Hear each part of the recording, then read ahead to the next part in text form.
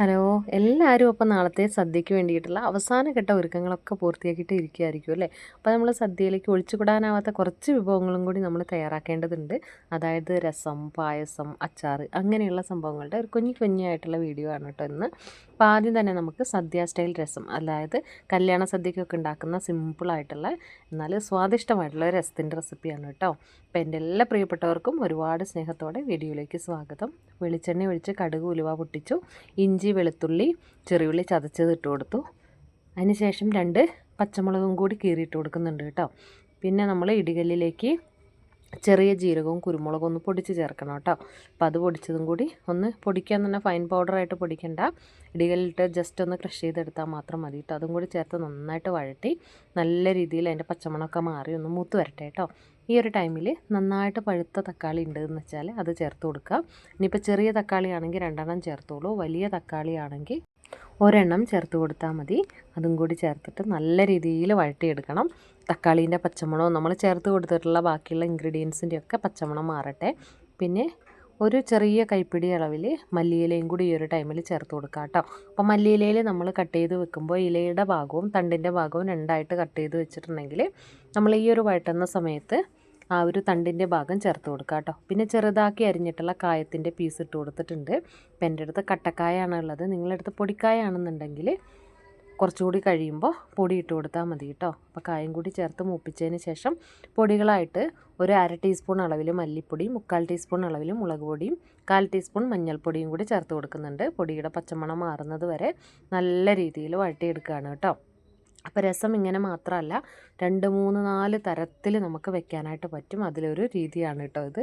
പിന്നെ നമ്മൾ ഒരു നെല്ലിക്ക വലുപ്പത്തിൽ പുളി എടുത്ത് പിഴിഞ്ഞിട്ടുണ്ട്. തക്കാളി ഉള്ളത് കൊണ്ട് ഒരല്പം പുളീൻ്റെ എടുക്കുന്ന എമൗണ്ട് കുറച്ചെടുത്താൽ മതി കേട്ടോ.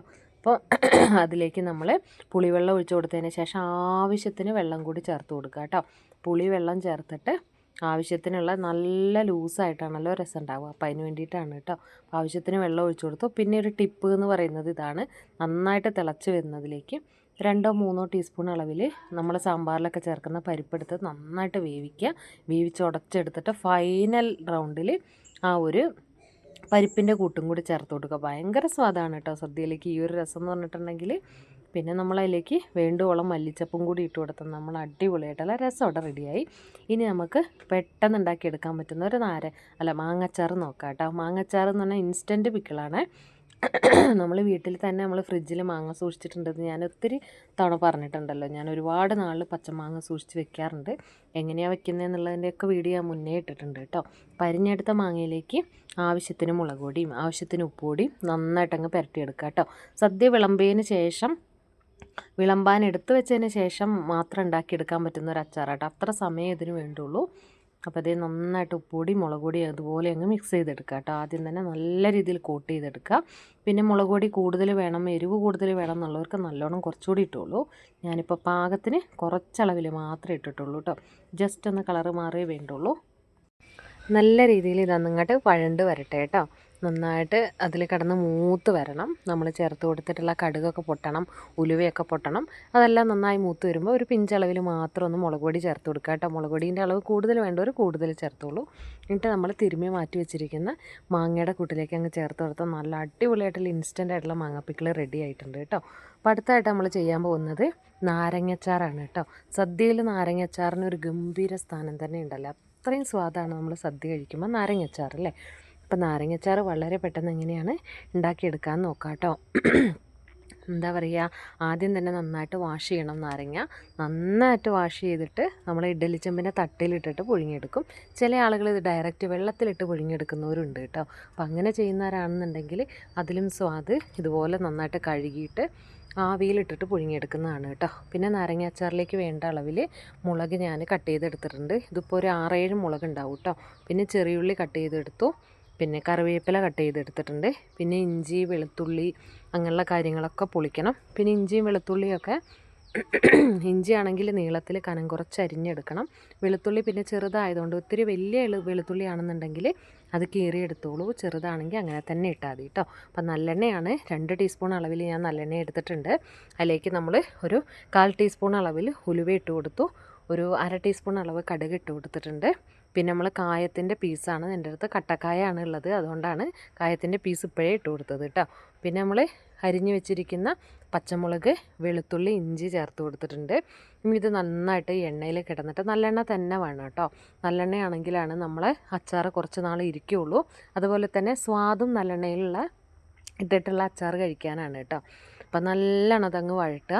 മുളകൊക്കെ ഒന്ന് വഴണ്ട് ഉള്ളിയുടെയും പിന്നെ വെളുത്തുള്ളിയുടെയും ഒക്കെ പച്ചമണമൊക്കെ മാറി കഴിയുമ്പോൾ നമ്മളിതിലേക്ക് അച്ചാർ പൊടി ചേർത്ത് കൊടുക്കുക കേട്ടോ. ഞാനിവിടെ 2-3 ടീസ്പൂൺ അളവിൽ അച്ചാർ പൊടി ചേർത്ത് കൊടുത്തിട്ടുണ്ട്. അത് നന്നായിട്ട് അതിൻ്റെ എന്താ പറയുക, നന്നായിട്ട് ഈ എണ്ണയിലിട്ട് അങ്ങ് മൂപ്പിച്ചെടുക്കണം കേട്ടോ. നല്ലോണം മൂത്ത് വന്നാലാണ് പിന്നെ ശരിക്കുള്ള സ്വാദ്. നന്നായി മൂത്ത് വരുമ്പോൾ നാരങ്ങ ഇതുപോലെയാണ് കട്ട് ചെയ്തെടുത്തിട്ടുള്ളത്.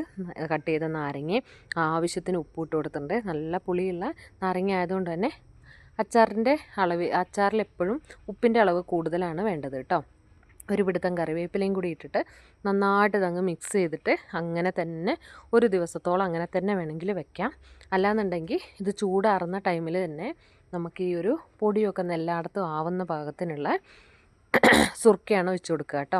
അപ്പം നന്നായിട്ട് ആദ്യം ഈ ഉപ്പും പൊടികളും എല്ലായിടത്തും ആവുന്നത് വരെ ഒന്ന് മിക്സ് ചെയ്തെടുത്തിട്ടുണ്ട്. നല്ല രീതിയിൽ മിക്സ് ചെയ്തെടുത്തതിന് ശേഷം നമ്മളിതിലേക്ക് സുർക്ക ഒഴിച്ച് കൊടുക്കുന്നുണ്ട് കേട്ടോ. ഒരു 2-3 അല്ലെങ്കിൽ ഒരു 4 ടീസ്പൂൺ അളവിൽ. കാരണം ഇത് നല്ല രീതിയിൽ മിക്സ് ചെയ്ത് എല്ലായിടത്തും നല്ലൊരു കൺസിസ്റ്റൻസി, വിളമ്പാൻ ആവശ്യത്തിന് ഒരു കഷ്ണവും അതിലേക്ക് ആവശ്യത്തിന് ചാറും കിട്ടുന്ന വിധത്തിൽ ഇതുപോലെ ലൂസായ കൺസിസ്റ്റൻസി ആവുന്നത് വരെ നമ്മൾ 2 അല്ലെങ്കിൽ 3 ടീസ്പൂൺ അളവിൽ സുർക്ക ചേർത്ത് കൊടുത്തിട്ടൊന്ന് മിക്സ് ചെയ്തെടുത്താൽ നാരങ്ങ അച്ചാർ ഇവിടെ റെഡി ആയിട്ടോ. അപ്പോൾ അച്ചാറുകൾ 2 എണ്ണവും നമ്മുടെ എന്താ പറയുക രസവും റെഡി ആയിട്ടുണ്ട് കേട്ടോ. അടുത്തത് നമ്മുടെ ക്യാബേജ് തോരനാണ് കേട്ടോ. ക്യാബേജ് തോരന് നമ്മളെ സദ്യയിൽ ഒരു എന്താ പറയുക, ഒരു ഭയങ്കര സ്ഥാനം തന്നെയാണല്ലേ. കാരണം അത് സ്വാദിഷ്ടമാണ്. പിന്നെ അത് കൂടിയേ തീരൂ. സദ്യയിൽ എന്തായാലും ഒരു ക്യാബേജ് തോരൻ വേണമെന്നുണ്ടാവുമല്ലോ. അപ്പം അത് നിർബന്ധമാണ് നമുക്ക്. അപ്പോൾ അതുകൊണ്ട് ക്യാബേജ് കൊത്തിയരിഞ്ഞെടുത്തിട്ടുണ്ട്. പിന്നെ ചെറിയുള്ളി, കറിവേപ്പില എടുത്ത് വെച്ചിട്ടുണ്ട്. വെളിച്ചെണ്ണയിലേക്ക് കടുക് പൊട്ടിച്ചതിന് ശേഷം ആദ്യം തന്നെ ചെറിയുള്ളിയും കറിവേപ്പിലയും മൂപ്പിച്ചെടുക്കുകയാണ് കേട്ടോ. നന്നായിട്ട് മൂത്ത് വരട്ടെ. നല്ലോണം മൂത്ത് വരുന്ന സമയത്ത് നമ്മൾ അരിഞ്ഞ് മാറ്റി വെച്ചിരിക്കുന്ന ഒരു സവോള, അതായത് ഒരു ചെറിയ സവോള അരിഞ്ഞെടുത്തിട്ടുണ്ട്. ചെറിയുള്ളിയൊക്കെ മൂത്ത് വരുമ്പോൾ സവോള ഇട്ട് കൊടുത്തു. അതും കൂടി മൂത്ത ടൈമിലാണ് അരിഞ്ഞ് മാറ്റി വെച്ചിരിക്കുന്ന ക്യാബേജിലേക്ക് നമ്മൾ മഞ്ഞൾപ്പൊടിയും ഉപ്പും അതുപോലെ തന്നെ പച്ചമുളക് ഇട്ട് നന്നായിട്ട് ഞെരടി യോജിപ്പിച്ച് വെച്ചിരിക്കുക. കടുക് വറുത്ത ആ ഒരു എണ്ണയിലേക്കാണ് നമ്മൾ ഈ ഒരു തിരുമ്മി മാറ്റി വെച്ചിരിക്കുന്ന ക്യാബേജ് ചേർത്തെടുക്കുന്നത് കേട്ടോ. അപ്പോൾ ഒന്ന് അടച്ച് വെച്ച് വേവിക്കുക. ജസ്റ്റ് ഒന്ന് ആവി കയറി വെന്ത് വരുന്ന സമയത്ത് ഒരു ചെറിയൊരു പീസ് ഇഞ്ചി കൊത്തി അരിഞ്ഞതും ഒരു 1/4 ടീസ്പൂൺ അളവിൽ കുരുമുളക് പൊടിയും കൂടി ചേർത്ത് കൊടുക്കുന്നുണ്ട് കേട്ടോ. അത് ക്യാബേജിന് നല്ലൊരു സ്വാദ് കൊടുക്കുന്നുണ്ട്. തേങ്ങയും കൂടി ചേർത്ത് നന്നായിട്ടൊന്ന് മിക്സ് ചെയ്ത് ഒന്നുകൂടി അടച്ച് വെച്ചെടുത്തിട്ടുണ്ടെങ്കിൽ ഉണ്ടല്ലോ സദ്യ സ്റ്റൈൽ നല്ല സ്വാദിഷ്ടമായിട്ടുള്ള ക്യാബേജ് തോരനും ഇവിടെ റെഡി ആയിട്ടോ. പിന്നെ അടുത്ത നമ്മളെ സദ്യയിലെ ഐറ്റം എന്ന് പറഞ്ഞിട്ടുണ്ടെങ്കിൽ പായസമാണ് അല്ലേ. ഒരു സദ്യ പൂർണ്ണമാവണമെന്നുണ്ടെങ്കിൽ നമുക്കതിൽ പായസം കൂടിയേ തീരൂല്ലേ. അപ്പോൾ നമ്മളിവിടെ ഉപയോഗിച്ചിരിക്കുന്നത് പിന്നെ നല്ല നെയ്യിൽ നമ്മുടെ ഇതൊന്ന് വറുത്തെടുക്കുവാണ് കേട്ടോ. ആദ്യം തന്നെ നമ്മളുടെ പിന്നെ എന്താ പറയുക സേമിയ ഒന്ന് വറുത്തെടുക്കുകയാണ് കേട്ടോ. പിന്നെ അതിലേക്ക് ആവശ്യത്തിനുള്ള പാലും കൂടി തിളപ്പിച്ചെടുത്തിട്ടുണ്ട്. 1 ലിറ്റർ പാലാണ് എടുത്തിട്ടുള്ളത്. അപ്പോൾ അതും കൂടി നന്നായിട്ടൊന്ന് തിളപ്പിച്ചെടുത്ത് നല്ലോണം തിള വന്നു കഴിഞ്ഞ് പിന്നെ പാല് നമ്മൾ വറുത്ത് വെച്ചിരിക്കുന്ന സേമിയത്തിലേക്ക് ഇട്ട് കൊടുക്കുകയാണ് കേട്ടോ. പിന്നെ സേമിയം വറുത്തെടുക്കുമ്പോൾ എപ്പോഴും നമ്മൾ ഒരല്പം നെയ്യ് ഒഴിച്ചിട്ടൊന്ന് വറുത്തെടുക്കുകയാണെങ്കിൽ നല്ല സ്വാദായിരിക്കും കേട്ടോ. ഇനി ഈ ഒരു പാലിൽ കിടന്നിട്ട് നമ്മളെ സേമിയ നല്ലോണം വേവണം.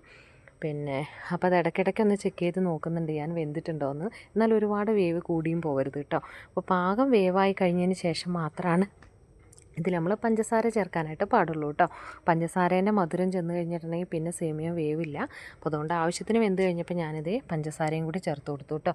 ഞാൻ ഒരു കൂട് സേമിയയിലേക്ക് പിന്നെ 1 ലിറ്റർ പാലെടുത്തിട്ടുണ്ട്. അപ്പോൾ അതിലേക്ക് ആവശ്യത്തിനുള്ള മധുരത്തിന് ആവശ്യത്തിനുള്ള പഞ്ചസാരയും കൂടി ചേർത്ത് കൊടുത്ത് നല്ല രീതിയിൽ മിക്സ് ചെയ്തു കേട്ടോ. അപ്പോഴത്തേക്കും നല്ല കുറുകി വന്നിട്ടുണ്ട്. നല്ല കുറുകുറാന്നുള്ള പായസമാണ് കേട്ടോ.